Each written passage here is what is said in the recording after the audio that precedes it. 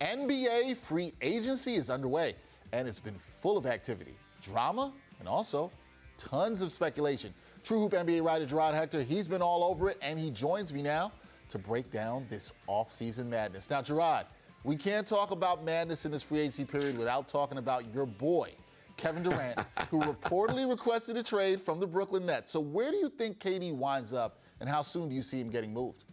You know, it's interesting, Dexter, because the Rudy Gobert trade, I think, opens up a lot of different, it sets the market in many ways for what's going to happen with Durant. You know, the teams obviously that want him, that he's rumored to want to go to, the Phoenix Suns and Miami Heat.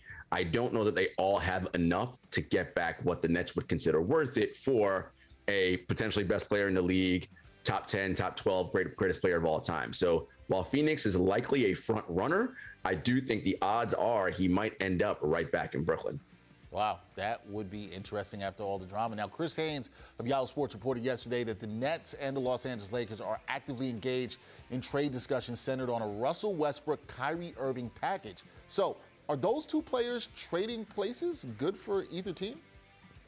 So for the Lakers, it's about win now, right? It's like they don't have draft capital. They don't have a ton looking forward to the future. You have LeBron James and Anthony Davis on your team. That means you have to win now. The Russell Westbrook experience did not work out well. LeBron seems to be the only player Kyrie can play with and play at a level and show up to work like he's supposed to. So that could be good for the Lakers.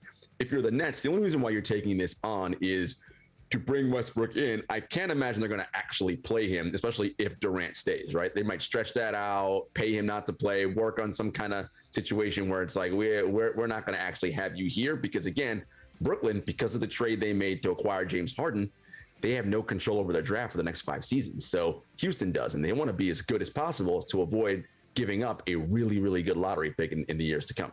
Disappointing. I would like to see that Westbrook-KD reunion. I know you would too. No, that's a no. Okay, we got the no there. Now, KD's trade request aside, Jarod, what's been the most impactful move during the first few days of free agency and why? Malcolm Brogdon to the Celtics, I thought was really good because they didn't give up a whole lot to get him. And again, when we contrast that with the Rudy Gobert trade, right? 5 first-round picks essentially. And a bunch of young talent. I think that the Brogdon trade was really signing was illustrative, right? That was just a nice move where they're able to get him and not give up a ton. They kept Grant Williams, obviously kept Robert Williams, and now you have a, quote unquote classic true point guard to help you and get into early offense and not turn the ball over, which was a huge issue for Boston, particularly in the NBA Finals. And ultimately, Dexter, like as we talk about the KD thing, this is the reality of the league now, right? These stars demanding trades, moving out, what have you. If Rudy Gobert gets 5 first-round picks, I mean, Durant's going to get at least 4 to 5 and probably 4 to 5 pick swaps. That's a big, big order, and I don't know who can do that.